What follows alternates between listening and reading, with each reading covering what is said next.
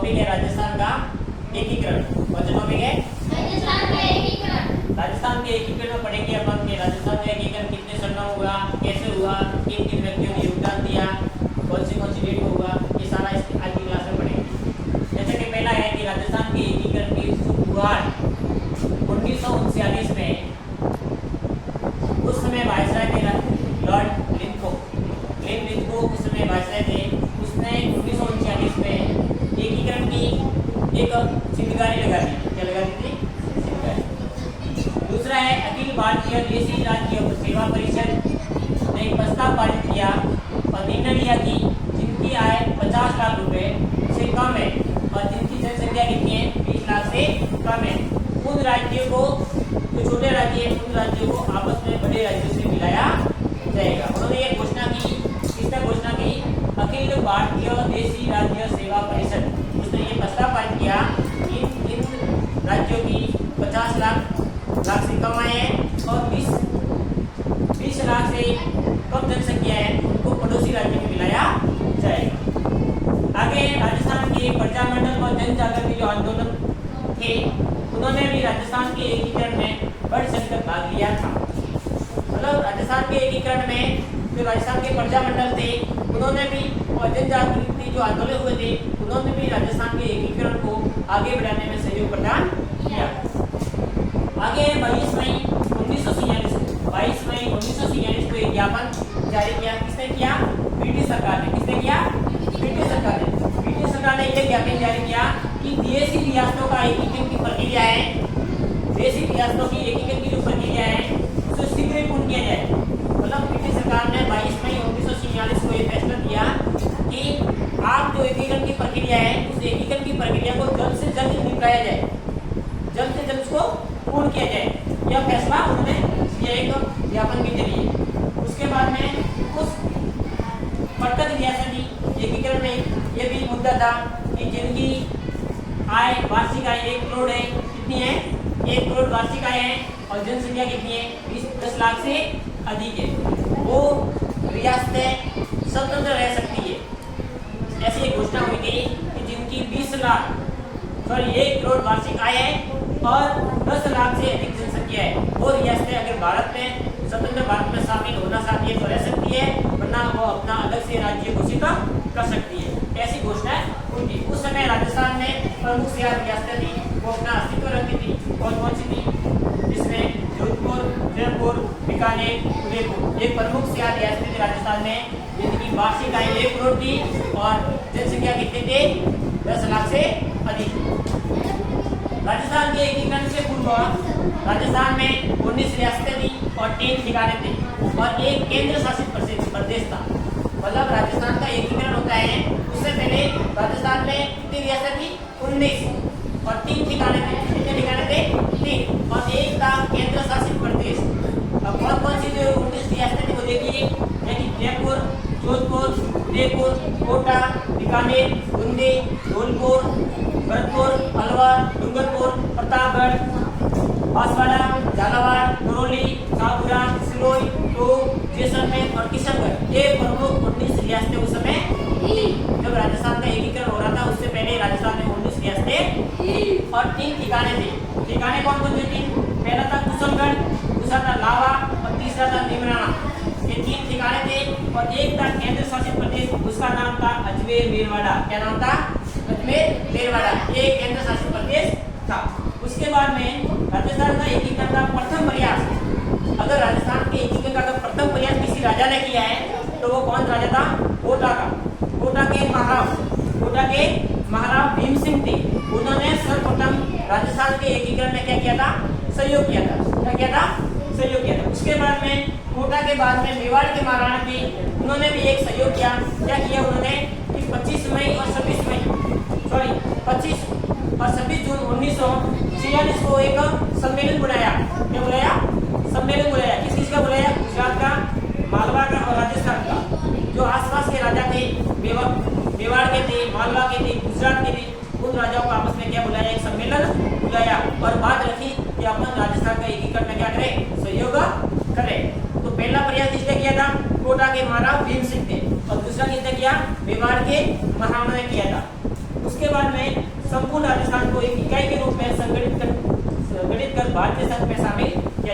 बात रखी कि भाई जो भी राजस्थान है उस राजस्थान का पूरा एकीकरण करें अपन, और एकीकरण कर उसे भारतीय संघ में क्या करें, शामिल करें।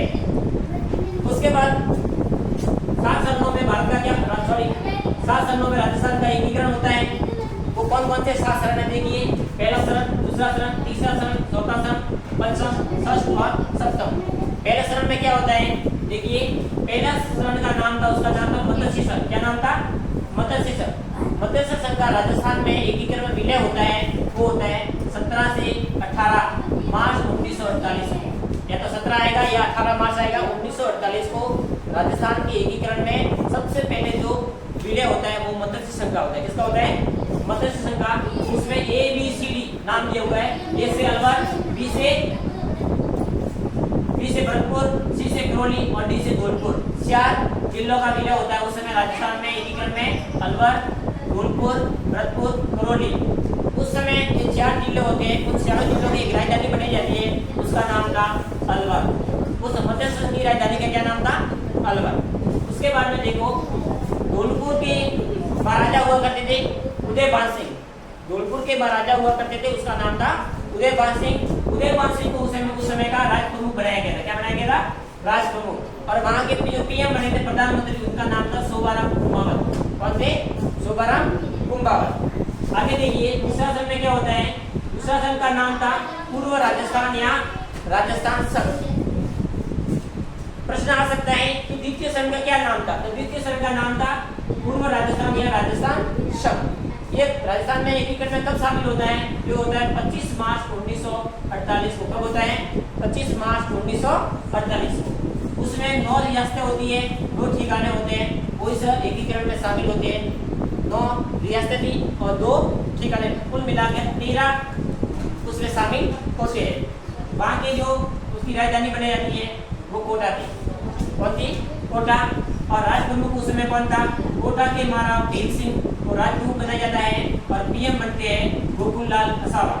कौन बनते हैं, गोकुललाल असावा। तृतीय शरण है, देखिए तृतीय शरण है, उसको संयुक्त राजस्थान के नाम से जाना जाता है। तृतीय शरण को संयुक्त राजस्थान के नाम से जाना जाता है, और उसका एकीकरण होता है 18 अप्रैल 1948 को। कब होता है, 18 अप्रैल 1948 को का एकीकरण होता है राजस्थान संघ में। और उसका कौन कौन सी जो रियासतें होती है वो राजस्थान एकीकरण में शामिल होते हैं। देखिए, पहले है उदयपुर, दूसरा उदयपुर मेवाड़ का विलय होता है। जो उदयपुर रियासत थी वो एकीकरण में शामिल होती है, और उस समय राज प्रमुख बनाया जाता है मेवाड़ के महाराणा थे, उनका नाम था भोपाल सिंह को उनका राज प्रमुख बनाया जाता है। और वहाँ के PM बनते हैं, उसका नाम था माणिक्यलाल वर्मा, जो कि मेवाड़ प्रजामंडल के संस्थापक भी माने जाते हैं, उनको PM बनाया जाता है। और उस तृतीय जो संयुक्त राजस्थान का उद्घाटन करते थे उनमें थे पंडित जवाहरलाल नेहरू, उनको उद्घाटनकर्ता घोषित किया गया था। उसके बाद चौथा चरण देखिए, चौथा चरण को वृद्ध राजस्थान के नाम से जाना जाता है, और उसकी कब हुआ था ये, 23 मार्च 1949 को। 23 मार्च 1949 को वृद्ध राजस्थान शामिल होता है। इसमें कौन कौन सी रियासतें देखिए, जयपुर, जोधपुर, बीकानेर, जैसलमेर, ये प्रमुख 4 रियासतें होती है, वो राजस्थान एकीकरण में शामिल होती है। और उस समय के राज प्रमुख कौन थे, जयपुर के सवाई मान सिंह द्वितीय को राज प्रमुख बनाया जाता है। किसे बनाया जाता है, सवाई मान सिंह द्वितीय को राज प्रमुख बनाया जाता है। और प्रधानमंत्री बनते हैं वो हीरालाल शास्त्री। कौन बनते हैं, हीरालाल शास्त्री। उसके बाद में भोपाल सिंह राज प्रमुख घोषित किया जाता है। महाराणा भोपाल सिंह है मेवाड़ के, उनको राज प्रमुख घोषित किया जाता है। कब किया जाता है, 30 मार्च 1949 को उनकी नियुक्ति की जाती है। और सबसे जो चौथा चरण है, उस चौथा चरण वृद्ध राजस्थान के उद्घाटन करता थे, उनका नाम था सरदार वल्लभ भाई पटेल। कौन थे, सरदार वल्लभ भाई पटेल। उसके बाद में जो 5वां चरण आता है, 5वें चरण का क्या नाम था, संयुक्त वृद्ध राजस्थान। क्या नाम था, संयुक्त वृद्ध राजस्थान। वो कब होता है, ये 15 मई 1949 कब होता है, 15 मई 1949 को। उसमें जो मत्स्य संघ होता है, कौन सा संघ होता है, मत्स्य संघ और निमराना ठिकाना होता है वो शामिल होता है। कौन सा होता है, मत्स्य संघ और निमराना ठिकाना होता है वो इसमें शामिल हो जाता है। उसके बाद में 7वां चरण है, वो 7वां चरण का नाम दिया था राजस्थान। अगर राजस्थान का पूर्ण नाम आता है तो कौन से शरण में आता है? छठे शरण में। कौन से शरण में आता है? अब वर्तमान में जो अपने राज्य का नाम राजस्थान है, ऐसा नाम कौन से शरण में आता है? तो वो कौन से शरण में आता है? छठे शरण में आता है। और सकाशन कब होता है? 26 जनवरी 1950 को राजस्थान का नाम प्रॉपर आ जाता है। उस समय सिरोही रियासत हुआ करती थी। उस समय सिरोही का जो क्षेत्र था, भीलवाड़ा, आबू, उस क्षेत्र को छोड़कर बाकी जो सिरोही का क्षेत्र था वो राजस्थान एकीकरण में क्या हो गया? शामिल हो गया था। लेकिन भीलवाड़ा जो आबू का क्षेत्र था वो राजस्थान में शामिल नहीं हुआ था। ये छठे शरण की घटना है। सातवां शरण, लास्ट शरण देखिए, वो होता है 1 नवंबर 1956 को। ये समापन की ओर है। उस समय राजस्थान में आबू, देलवाड़ा, अजमेर, भीलवाड़ा और मंदसौर, जो कि मंदसौर कहाँ पर आया हुआ है? मध्य प्रदेश में। कहाँ है? मध्य प्रदेश, एमपी में आया हुआ है। उनके सुनेल टप्पा क्षेत्र का विलय कर एकीकरण की प्रक्रिया को पूर्ण किया जाता है। छठे शरण में क्या हुआ था कि जो भीलवाड़ा आबू का क्षेत्र था वो राजस्थान एकीकरण से अलग हो गया था। लेकिन सातवें शरण में वो भीलवाड़ा आबू की क्षेत्र राजस्थान के एकीकरण में शामिल हो जाता है। उसके बदले कौन सा क्षेत्र छोड़ना पड़ता है? वो देखिए, झालावाड़ का जो सरोज क्षेत्र है वो एमपी को दिया जाता है और एमपी का जो मंदसौर वाला क्षेत्र सुनेल टप्पा होता है वो राजस्थान के एकीकरण में अपन को शामिल कर लेते हैं। तो दोस्तों, ये आज अपने राजस्थान एकीकरण की क्लास थी। धन्यवाद। जय हिंद।